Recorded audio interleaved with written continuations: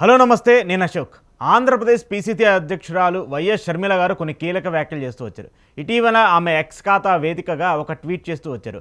ఆ ట్వీట్ సారాంశం ఏంటంటే, తిరుమల తిరుపతి దేవస్థానం అంటే టీటీడీ దళితవాడలో ఆలయాల నిర్మాణం చేపట్టాలని చెప్పేసి ఒక నిర్ణయం తీసుకుంది. దీనికి సంబంధించి కూడా ఒక జీవో జారీ చేస్తూ వచ్చింది. కొన్ని దళితవాడలను సేకరించి అక్కడ టీటీడీ నిధులతో ఆలయాలని నిర్మిస్తామని చెప్పేసి టీటీడీ చెప్తూ వచ్చింది. అయితే ఇప్పుడు ఈ అంశం మీద వైఎస్ షర్మిల గారు ఒక ట్వీట్ చేస్తూ వచ్చారు. ఆమె ట్వీట్లో మెయిన్గా మాట్లాడినటువంటి అంశం ఏంటి, దళితవాడలో ఆలయాలు కట్టడం ఏంటి అంటే దళితుల్ని దేవుళ్ళ దగ్గరకు రానియకుండా, పెద్ద పెద్ద ఆలయాల దగ్గరకు రానియకుండా చేయటమేనా మీ కుట్ర? ఇది ఆర్ఎస్ఎస్ భావజాలంగా ఉంది, ఇది బీజేపీ భావజాలంగా ఉందంటూ కూడా ఆమె కొంత కాంట్రవర్సీగా తెరదీసే ప్రయత్నం కూడా చేస్తూ వచ్చారు. అయితే ఇప్పటి వరకు కూడా ఆంధ్రప్రదేశ్లో ఎక్కడా కూడా మతాల మధ్య చిచ్చు పెట్టే పరిస్థితి కనిపించట్లేదు. కానీ ఇప్పుడు షర్మిల గారు బీజేపీనో లేదంటే కూటమినో ఇన్వాల్వ్ చేసే విధంగా ఇప్పుడు ఆమె మాట్లాడినటువంటి వ్యాఖ్యలన్నీ కూడా పెద్ద ఎత్తున రాజకీయ దుమారానికి దారితీస్తూ ఉన్నాయి. షర్మిల గారు ఇప్పటి వరకు కాంగ్రెస్ పార్టీ అధ్యక్షురాలుగా ఉన్నారు. ఆంధ్రప్రదేశ్కి సంబంధించి ఆమె రాజకీయాలకు సంబంధించి చూసుకున్న బీజేపీని అయితే సైద్ధాంతికంగా మిగతా అంశాల్లో విభేదించవచ్చు, తప్పులేదు. కానీ టీటీడీని ఆంధ్రప్రదేశ్కి సంబంధించి భక్తుల మనోభావాలకు సంబంధించి కావచ్చు ఎంతో ప్రతిష్టాత్మకంగా చూసుకుంటారు. వాళ్ళందరూ కూడా టీటీవీడి సంబంధించి ఎలాంటి ఇష్యూ వచ్చినా కూడా చాలా ఎమోషనల్గా కనెక్ట్ అయినటువంటి పరిస్థితి అందరికీ ఉంటుంది. కానీ షర్మిల గారు చేసినటువంటి వ్యాఖ్యలు ఇప్పుడు కాంగ్రెస్ పార్టీకి ఆంధ్రప్రదేశ్లో తీవ్ర స్థాయిలో నష్టం చేకూరుస్తున్నాయని చెప్పేసి అర్థమవుతుంది. ఆమె స్వతంత్ర అజెండాగా తీసుకుని అలాంటి వ్యాఖ్యలు చేశారా, లేదంటే పార్టీ అజెండాతో మాట్లాడారా, ఆర్ఎస్ఎస్ని తిట్టడం వల్ల బీజేపీకి ఏదైనా నష్టం జరుగుతుందని మాట్లాడారో తెలియదు. కానీ ఆమె కాంగ్రెస్ పార్టీకి సంబంధించి షర్మిల గారు చేసినటువంటి ట్వీట్ ఏదైతే ఉందో అది ఆమె సొంత అజెండాగానే ఇప్పుడు కాంగ్రెస్ నాయకులు సైతం భావిస్తూ వస్తున్నారు. ఇటీవల పీసీసీ మీటింగ్ పెట్టినటువంటి సమావేశంలో సైతం సీనియర్ నాయకులందరూ కూడా షర్మిల మాట్లాడినటువంటి వ్యాఖ్యలన్నింటినీ కూడా తప్పుపడుతూ ఉన్నారు.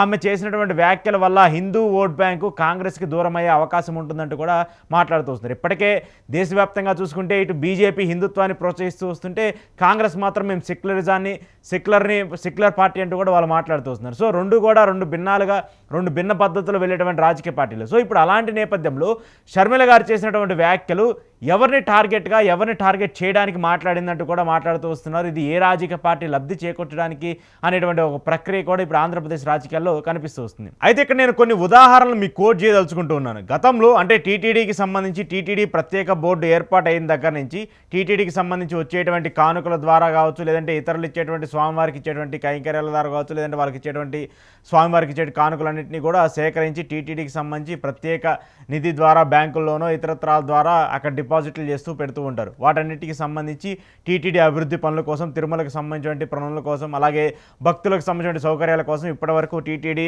ఆ నిధుల్ని వాడుకుంటూ వస్తుంది. అయితే 1999 నుంచి 2024 ఆ 5 ఏళ్ల టైం పీరియడ్లో చంద్రబాబు నాయుడు గారు ముఖ్యమంత్రిగా ఉన్నప్పుడు టీటీడీ నిధులకు సంబంధించి ప్రభుత్వం వాడుకోవాలని చెప్పేసి ప్రయత్నించినప్పుడు అప్పుడు కాంగ్రెస్ పార్టీ పీసీసీ అధ్యక్షుడిగా ఉన్నటువంటి రాజశేఖర రెడ్డి మీ తండ్రి గారు ఆ టైంలో చంద్రబాబు నాయుడు గారి ప్రభుత్వము టీటీడీ నిధుల్ని దుర్వినియోగం చేస్తుందని చెప్పేసి డైరెక్ట్గా ఆంధ్రప్రదేశ్ హైకోర్టులో పిటిషన్ దాఖలు చేసి అక్కడ కోర్టుకు వెళ్తే కోర్టు అప్పుడు డైరెక్ట్గా ఒక తీర్పునిస్తూ వచ్చింది.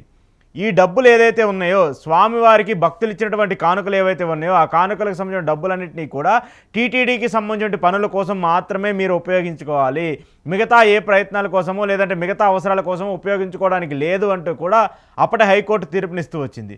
ఆ తర్వాత ఆ డబ్బులన్నింటినీ కూడా స్వామివారి ఆలయాలు నిర్మించడం కోసమో లేదంటే ఇతర ప్రాంతాలు అంటే జమ్మూ కాశ్మీర్లో కావచ్చు, ఇతర దేశాల్లో కావచ్చు టీటీడీ ఆలయాలు నిర్మించడం కూడా మనం చూస్తూ వచ్చాము. గత ప్రభుత్వం అంటే జగన్మోహన్ రెడ్డి అధికారంలో ఉన్నప్పుడు కావచ్చు, అప్పుడు టీటీడీ చైర్మన్గా ఉన్నటువంటి వైవి సుబ్బారెడ్డి చాలా ప్రాంతాల్లో, ఇతర రాష్ట్రాల్లో ఉన్నటువంటి చాలా ప్రాంతాల్లో కూడా టీటీడీకి సంబంధించిన ఆలయాలు నిర్మించడానికి కూడా ముందుకు వస్తూ వచ్చింది.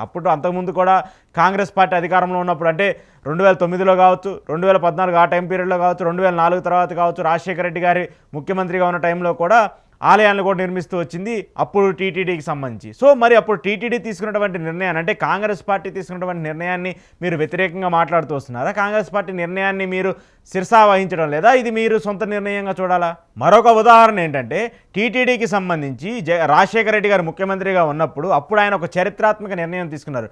టీటీడీ నిధులకు సంబంధించి ఇప్పటి వరకు ఆలయాల్లో సరిగా పూజలు నోచుకునేటువంటి ఆలయాలు ఏవైతే ఉన్నాయో ఆ ఆలయాలకు సంబంధించి టీటీడీ కిందకి తీసుకొని ఆ టీటీడీ నిధుల్ని ఆ ఆలయాలకి కొంతమేర ఆలయాలకు ఇచ్చేసి అక్కడ ఆలయాలు ధూపదీప నైవేద్యాలు కావచ్చు, పూజలు కావచ్చు, అలాగే అక్కడ పనిచేసేటువంటి అర్చకులకు సంబంధించిన జీతాలన్నింటినీ కూడా చెల్లించండి అంటూ కూడా అప్పుడు రాజశేఖర రెడ్డి గారు ఒక నిర్ణయం తీసుకుంటూ వచ్చారు. మరి దాన్ని మీరు విభేదిస్తూ వస్తారా? దాన్ని మీరు ఖండిస్తూ వస్తారా?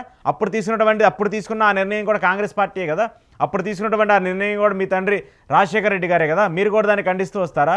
ఆ తర్వాత చంద్రబాబు నాయుడు గారు అధికారంలో ఉన్నప్పుడు చంద్రబాబు నాయుడు గారికి సంబంధించి టీటీడీకి సంబంధించినటువంటి నిధులని దారి మళ్లిస్తున్నారని చెప్పేసి డైరెక్ట్గా కాగ్ రిపోర్ట్ ఇస్తూ వచ్చింది.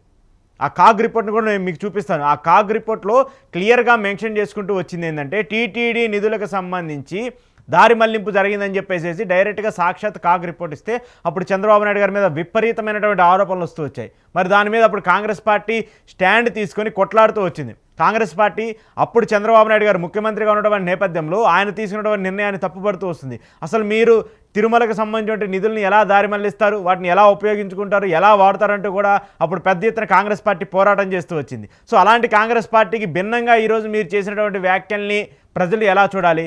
మీ అన్నగారు జగన్మోహన్ రెడ్డి గారు అధికారంలో ఉన్నప్పుడు 2019 నుంచి 2024 5 టైం పీరియడ్లో కూడా తిరుమలకు సంబంధించి అంటే టీటీడీకి సంబంధించిన నిధుల్ని తిరుపతిలో అయినా కనీసం డెవలప్మెంట్ చేయడానికి అక్కడ ఫ్లైఓవర్ల నిర్మాణాలు కావచ్చు, రోడ్ల నిర్మాణాలు కావచ్చు, లేదంటే టీటీడీ పేరుతో అక్కడ కొత్తగా కింద అంటే కొండ మీద కాకుండా కింద కాంప్లెక్స్లు ఏర్పాటు చేస్తాం, వచ్చేటువంటి సామాన్య భక్తులకు కూడా కింద కూడా సౌకర్యాలు కల్పిస్తాము, వాటి కోసము టీటీడీ నిధుల్ని వాడుకుంటామంటే అప్పుడు ప్రతిపక్షంగా ఉన్నటువంటి టీడీపీ పార్టీ, దాంతోపాటు ప్రతిపక్షంగా ఉన్నటువంటి మీ కాంగ్రెస్ ప్రభుత్వం, మిగతా కమ్యూనిస్టులు అందరూ కూడా దీని మీద పోరాటం చేస్తూ వచ్చారు. తిరుమలకు సంబంధించిన నిధుల్ని ఉపయోగించుకోవడానికి లేదు అంటూ కూడా అప్పుడు కోర్టులకు వెళ్ళి ఆర్డర్లు తీసుకొస్తూ వచ్చారు.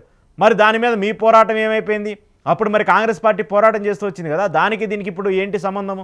మీరు ఏదైతే మాట్లాడుతూ వచ్చారో దళిత వాడల్లో తిరుమలకు సంబంధించినటువంటి ఆలయాలు కట్టకూడదని చెప్పేసి మీరు పదే పదే మాట్లాడటము, అది ఆర్ఎస్ఎస్ భావజాలము, బీజేపీ భావజాలము, అది టీటీడీ భావజాలం కాదని చెప్పేసి మీరు టీటీడీని బీజేపీకి అంటగట్టడము, దీన్ని ఎలా చూడాలి? ఇది మీ సొంత అజెండాగా చూడాలా, లేదంటే కాంగ్రెస్ పార్టీ అజెండాగా చూడాలా? నేను చెప్పినటువంటి ఇప్పుడు ఈ ఉదాహరణలన్నీ కూడా కాంగ్రెస్ పార్టీ టీటీడీకి సంబంధించి టీటీడీకి మద్దతుగా చేసినటువంటి నినాదాలు, టీటీడీకి మద్దతుగా చేసినటువంటి పోరాటాలు. మరి ఇప్పుడు షర్మిల గారు కాంగ్రెస్ పార్టీకి సంబంధించి మీరు టీటీడీ తీసుకున్నటువంటి ఒక నిర్ణయాన్ని మీరు వ్యతిరేకిస్తూ ఉన్నప్పుడు దాన్ని మీ సొంత అజెండాగానే చూడాల్సిన బాధ్యత ఉంటుంది కదా. ఇప్పటికే కాంగ్రెస్ పార్టీకి దేశవ్యాప్తంగా హిందూ వ్యతిరేక పార్టీ అని చెప్పేసి ఒక ముద్ర ఉంటూ ఉంచింది. ఆంధ్రప్రదేశ్లో అసలు కాంగ్రెస్ పార్టీ కోలుకునేటువంటి ఒక పరిస్థితి లేదు. ఇక్కడ దారుణమైన స్థితిలో ఉన్నది. మీ నాయకత్వాన్ని, మీరు తీసుకున్నటువంటి నిర్ణయాల్ని మీ కాంగ్రెస్ సీనియర్ నాయకులే వ్యతిరేకిస్తూ ఉన్నారు. వాళ్ళందరూ కూడా మీ తీసుకున్నటువంటి నిర్ణయాలన్నిటికీ కూడా ప్రతిసారి కూడా వ్యతిరేకంగా ఉన్నటువంటి వ్యక్తులు.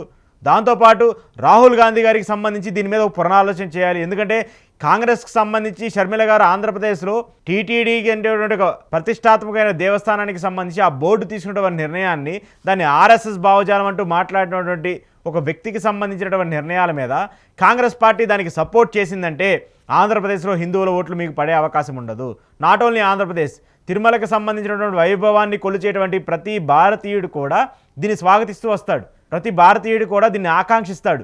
టీటీడీకి సంబంధించిన ఆలయాన్ని తమ వాడల్లో ఉండాలని చెప్పేసి ప్రతి భారతీయుడు కూడా కోరుకుంటూ ఉంటాడు.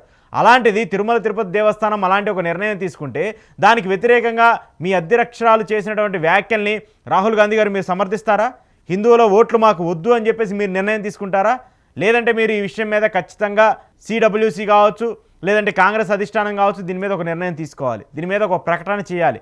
షర్మిల గారు తీసుకున్నటువంటి అంశం కావచ్చు, లేదంటే షర్మిల గారు తీసుకున్నటువంటి విషయానికి సంబంధించి కావచ్చు, దీని మీద ఖచ్చితంగా మీరు తప్పు పట్టాలి, దాన్ని ఖండించాలి. లేదంటే మీరు కూడా షర్మిల చేసినటువంటి వ్యాఖ్యలకి వత్తాసు పలికినట్టు ఉంటుంది.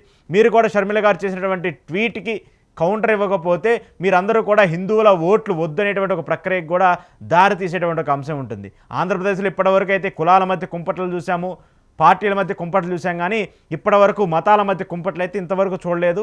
ఇప్పటివరకు ఆంధ్రప్రదేశ్లో అలాంటి పరిస్థితి లేదు. మరి షర్మిల గారు బీజేపీ పార్టీకి మంచి చేయడం కోసం అలాంటి వ్యాఖ్యలు చేశారా, లేదంటే ఇంకొక ఇతర పార్టీలకు సంబంధించి చెడు చేయడం కోసం ఇలాంటి వ్యాఖ్యలు చేశారో తెలియదు. కానీ ఇప్పుడు ఆమె చేసినటువంటి ట్వీట్ కాస్త ఏపీ రాజకీయాల్లో దుమారంగా మారుతుంది, ఏపీ రాజకీయాల్లో సంచలనంగా మారుతుంది.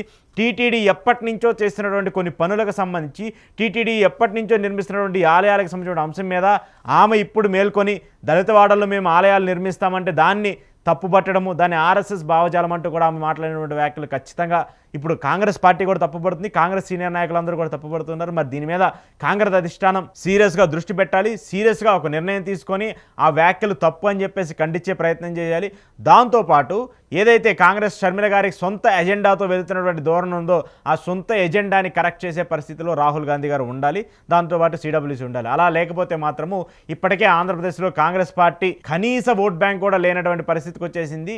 లేకపోతే ఈసారి నోటా కంటే దారుణమైన స్థితిలో ఉండే పరిస్థితి కాంగ్రెస్ పార్టీకి వస్తుంది. కాబట్టి తక్షణమే షర్మిల గారు చేసినటువంటి వ్యాఖ్యలపైన, షర్మిల గారు చేసినటువంటి కామెంట్స్ పైన ఒక నిర్ణయం తీసుకోవాలని చెప్పేసి కాంగ్రెస్ పార్టీకి కాంగ్రెస్ సీనియర్ నేతలే అర్జిస్తూ ఉన్నారు. ఒకవేళ అలా తీసుకోకపోతే మాత్రము కాంగ్రెస్కి సంబంధించి షర్మిల చేసినటువంటి వ్యాఖ్యలకు వాళ్ళు కూడా కట్టుబడి ఉన్నారని చెప్పేసి ఆంధ్రప్రదేశ్ ప్రజలు, హిందువులు, మెయిన్గా తిరుమల తిరుపతి దేవస్థానానికి సంబంధించి వెంకటేశ్వర స్వామిని కొలిచేటువంటి భక్తులందరూ కూడా ఆమె చేసినటువంటి వ్యాఖ్యలన్నింటినీ కూడా ఖండించే పరిస్థితి ఈరోజు ఆంధ్రప్రదేశ్లో కనిపిస్తుంది.